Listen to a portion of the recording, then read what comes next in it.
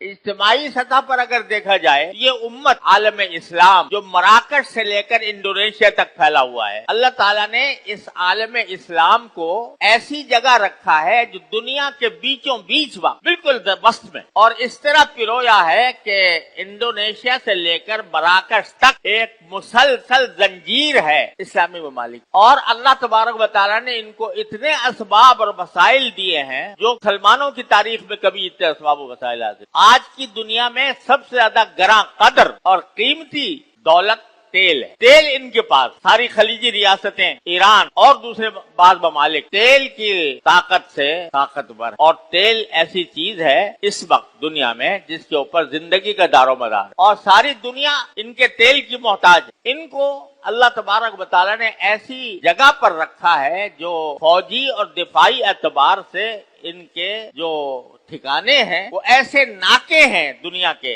जो जिसके जरिए ये सारी दुनिया का नातिका बंद कर सके। आप देखें, मराकश से चलें तो जबल उत-तारिक इनके पास, जबल उत-तारिक ऐसी गुजरगाह है, यूरोप से जितने भी जहाज समंदरी आएंगे तो जबल उत-तारिक से गुजर के आए, वो इनके पास। आगे चले तो बहरे अहमर और बहरे मुतवस्सित के दरमियान नहर सुएज इनके पास, जहाज जो आएंगे वो नहर सुएज से गुजर के आएंगे। इनके पास खलीज अदन है, बाबुल मंदब है, जिसके ऊपर जहाज जो भी कोई गुजर के आएगा यहाँ से होके जाएगा। आबनाए हुरमुज है जो ईरान की तरफ जाने के लिए या कुवैत और इराक की तरफ जाने के लिए ये रास्ता, उसकी गर्दन इनके हाथ। आबनाए रूस से अगर कोई आए, रूस की तरफ से कोई जहाज आए तो तुर्की का आबनाए बास्फोरस इनके पास। तो इनके पास दुनिया के अहम तरीन नाके इनके कब्जे में। लेकिन हाल ये है, इस सारी दौलत के बावजूद, इन सारे वसाइल के बावजूद गुलामी की जिंदगी गुजार रहे, अमेरिका के गुलाम बने हुए, और अमेरिका की गुलामी के नतीजे में इनको ये परवाह भी नहीं है कि इसी साल 1445 हिजरी में हमारे फलस्तीनी भाइयों के साथ जो कत्ले आम हुआ है, जिसकी नजीर तारीख में मिलनी मुश्किल, उसको तमाशा बनाकर देखे जा रहे हैं। पूरे इंडोनेशिया से मराकश तक एक मुल्क ऐसा नहीं है जो जाकर ये कहे इसराइल के हमलों का जवाब दे। मुसलसल खामोशी है। 1445 हिजरी हमने इस तरह गुजारा है। बर्मा में मुसलमानों पर क़यामत टूट रही है,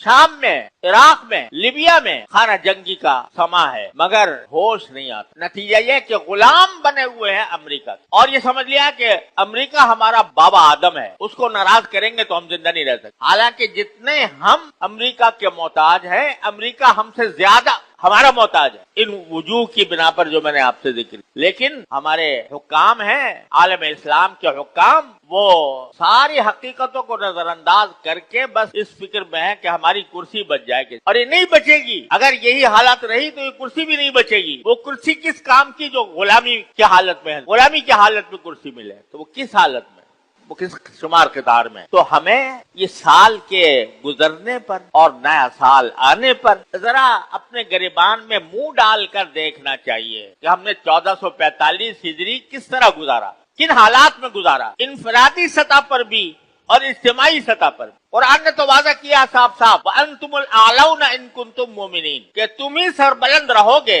अगर तुम मोमिन हो। एक शर्त बस है कि मोमिन बन जाओ। मोमिन बन जाओगे तो सरबलंदी तुम्हारे लिए मुकद्दर लिखी है अल्लाह ताला ने, लेकिन तुम इस शर्त को पूरा करने से कासिर हो, इसलिए दूसरी कौमें तुम्हारे ऊपर हुक्मरानी कर रही हैं, तुम्हें गुलाम बनाया हुआ है, तुम्हें इस तरह अपना ताबे फरमान बनाया हुआ है कि तुम उसके खिलाफ कुछ कर नहीं। सीधा सा लफ्ज है, अंतुमुल आलौना इन कुंतुम मोमिनीन, अगर तुम मोमिन हो तो तुम सरबलंद हो। अगर हम सरबलंद नहीं है तो इसका माना यह कि मोमिन नहीं है। अगर मोमिन सही माना में होते तो सरबलंद जरूर होते। कुरान की बात झूठी नहीं हो सकती, कुरान की बात में कोई तरद्दुद शक की गुंजाइश नहीं है, जरूर सरबलंद होते अगर बाकी